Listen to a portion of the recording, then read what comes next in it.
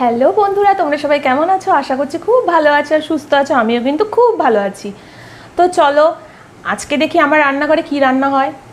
আজকে হতে পারে আলুর পরোটা। তোমরা আলুর পরোটা কে কে ভালো খাও আমাকে কিন্তু জানিও, ঠিক আছে? আর চলো দেখি আলুর পরোটা করতে আমাদের যা যা লাগছে আমি তোমাদের দেখিয়ে দেবো উপকরণ। আর হ্যাঁ, আমার চ্যানেলটার নাম মনে আছে তো, মলির পাকঘর। দেখতে হবে কিন্তু, শুধু দেখলে হবে না, লাইক করতে হবে, কমেন্ট করতে হবে, শেয়ার করতে হবে, আর সাবস্ক্রাইব করতে কিন্তু একদম ভুলো না। তো সঙ্গে থাকো আর দেখতে থাকো।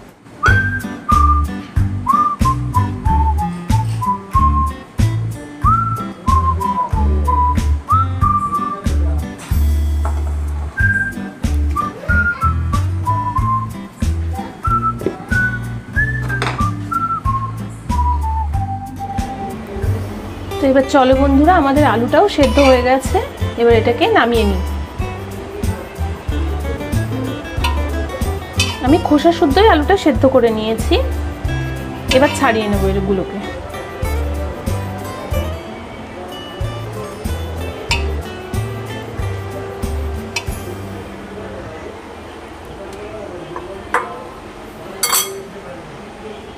তো চলো বন্ধুরা, আমার আজকে আলুর পরোটা করতে যা যা লাগছে আমি তোমাদের একবার দেখিয়ে নিই।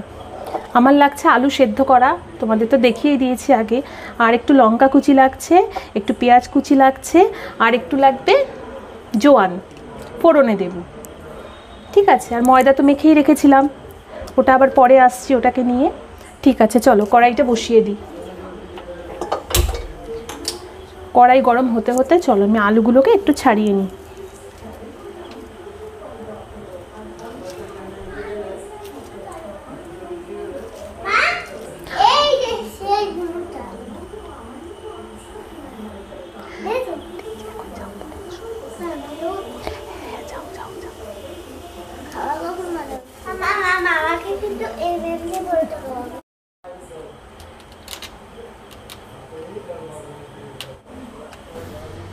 এর মধ্যে কিছুটা তেল দিয়ে নিলাম, সর্ষের তেলই দিলাম। এবার তেলটা গরম হোক।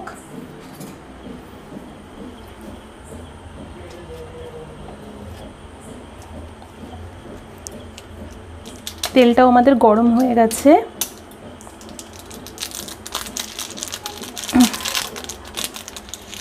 জোয়ানটা কিন্তু অপশনাল, তোমরা চাইলে দিতে পারো, নাও দিতে পারো। আমি অল্প করে একটু দিয়ে দিলাম।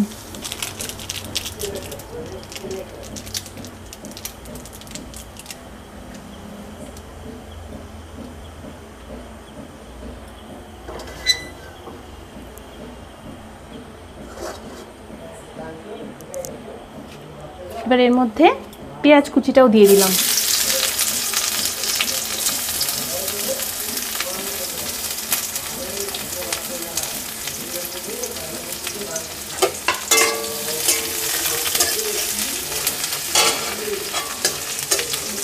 পেঁয়াজটাকে ভালো করে ভেজে নেব।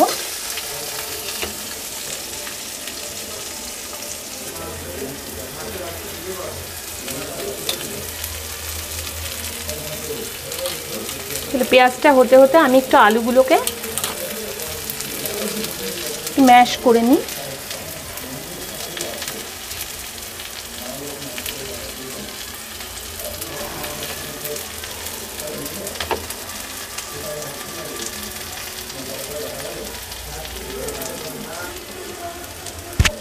ম্যাশ করা আমার হয়ে গেছে।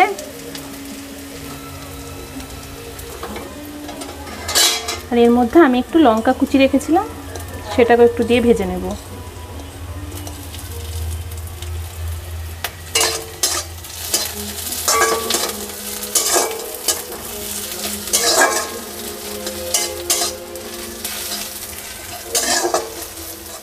তো চলো, আমার ভাজা প্রায় হয়ে গেছে। এবার সেদ্ধ আলুগুলোকে দিয়ে দেবো এর মধ্যে।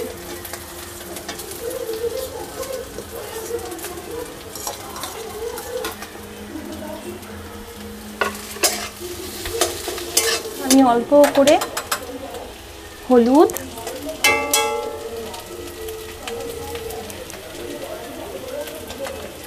স্লাইড একটু লঙ্কার গুঁড়ো, কাঁচা লঙ্কা দিয়েছি, আর বেশি লঙ্কা লাগবে না, ঝাল তো।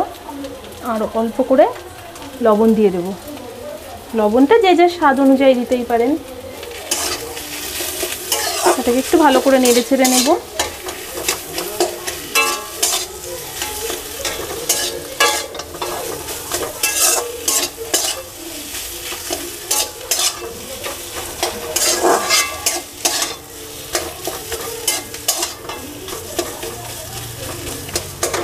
তারপর চলো আবার ফিরে আসছি, পরের স্টেপটা দেখতে থাকো, সঙ্গে থাকো। আচ্ছা, আলুর পরোটার জন্য আমি একটু ময়দা আর আটা দুটো একটু ময়াম দিয়ে মেখে নেব। এবার এর সাথে একটু আটাও দেবো।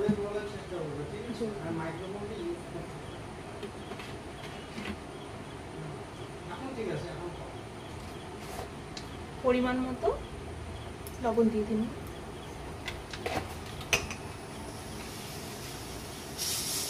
লাইট একটু চিনি দিলাম।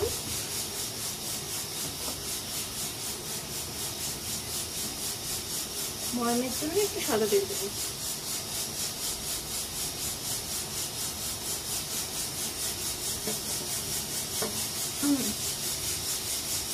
চলো এটাকে ভালো করে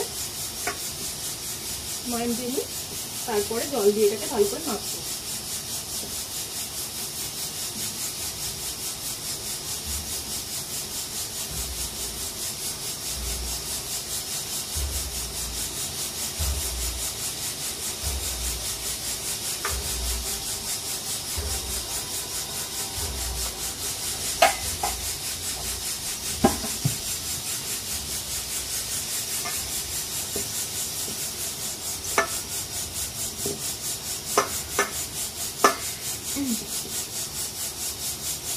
এবার জল দিয়ে এটাকে অল্প অল্প করে জল দিয়ে মেখে নেবো ভালো করে।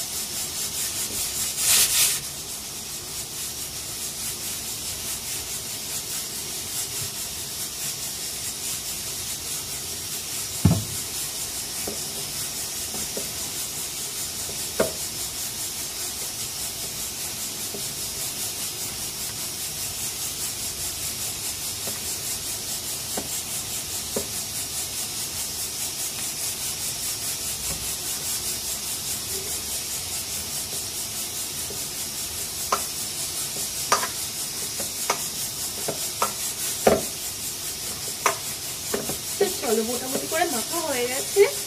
আমি এইভাবে না এটাকে আধা ঘন্টা থেকে 1 ঘন্টা ঢেকে রেখে দেবো। তারপরে আর বেশি প্রেশার দিতে হবে না, জানো, অল্পতেই হয়ে যায়। তোমরা একবার ট্রাই করে দেখতে পারো।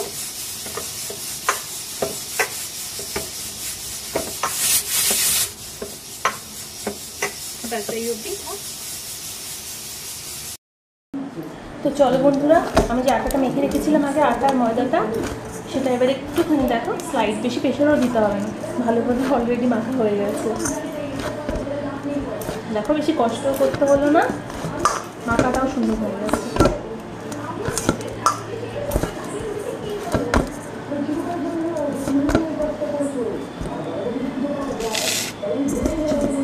এবার এর মধ্যে ছোটো ছোটো বল করে নেব, একটা পরোটা করতে যতটা লাগে। করে একটু গোল করে নেব।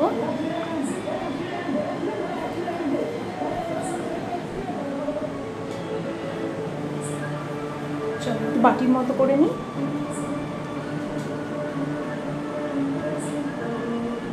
পরে যে আলুর পুরটা বানিয়ে রেখেছিলাম সেটার মধ্যে দিয়ে দেবো।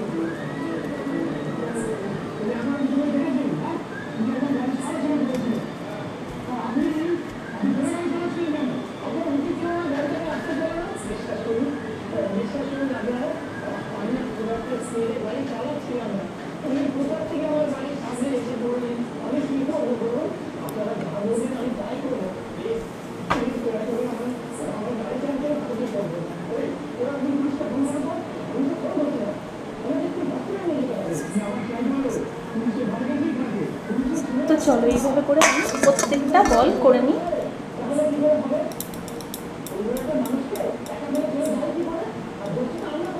করে নিয়ে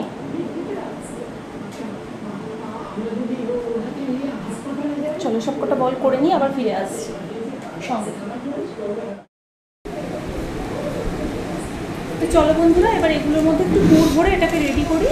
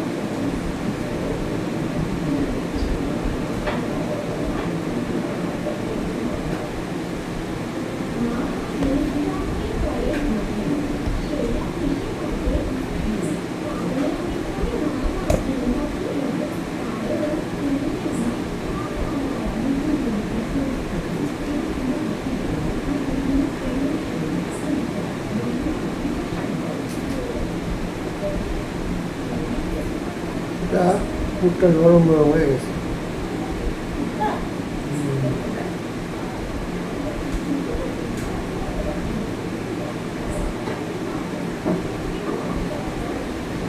একটু শক্ত করা হয়ে গেছে। থাক আবার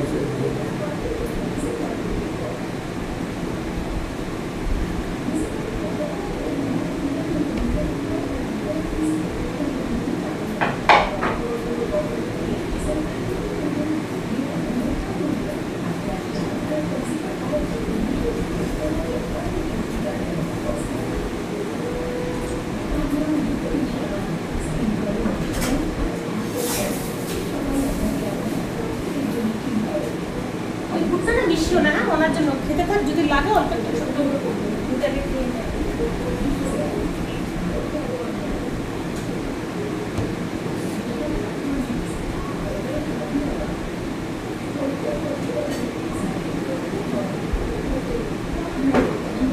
আচ্ছা বাবা, আর সে আলু ভাজাটা এই ভাতের মধ্যে আছে?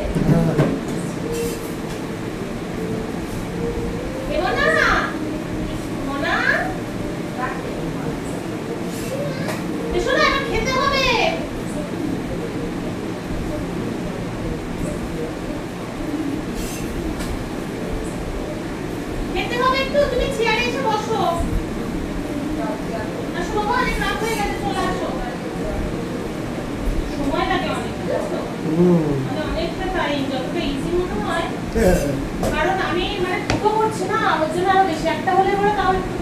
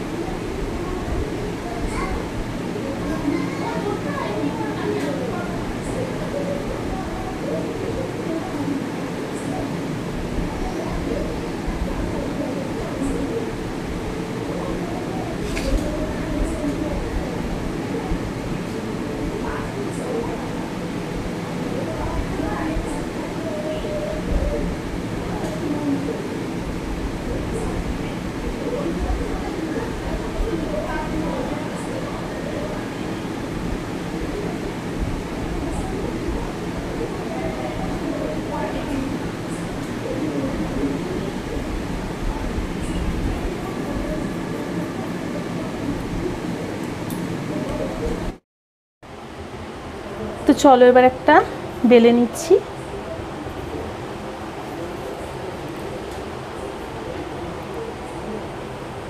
আমি একটু ময়দা দিয়ে বেলে নিচ্ছি।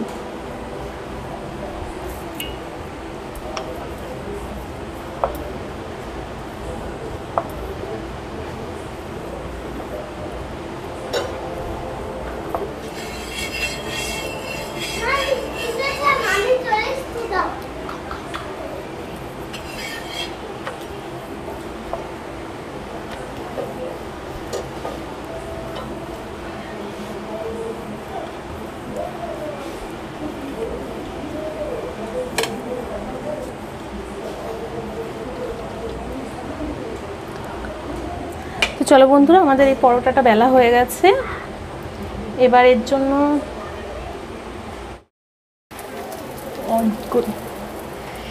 আচ্ছা চলো, গরম তাওয়ায় সাদা তেল দিয়ে ওর মধ্যে পরোটাটা দিয়ে এবার আমরা ভালো করে ওটাকে ভেজে নেব।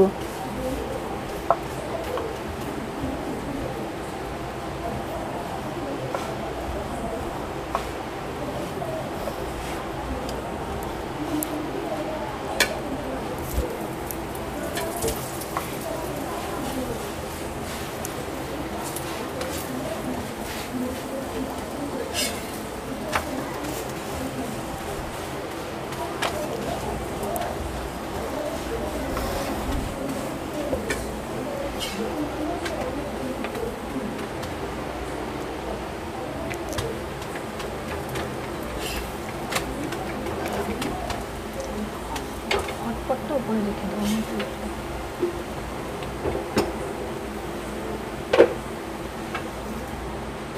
চলো, আমাদের একটা ভাজা হয়ে গেছে। আর একটু তাওয়ার মধ্যে এবার সাদা তেল দেব, দিয়ে পরেরটাও এইভাবে ভাজবো।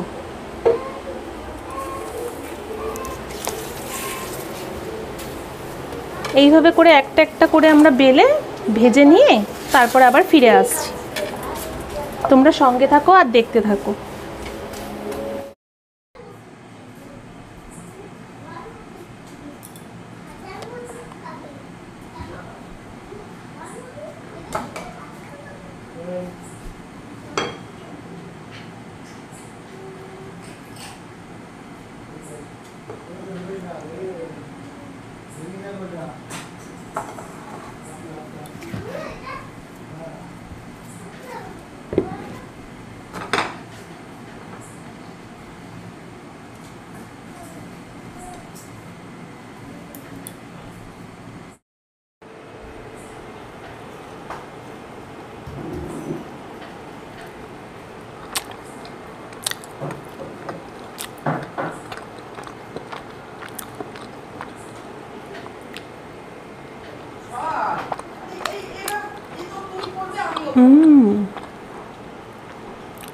খুব সুন্দর হয়েছে।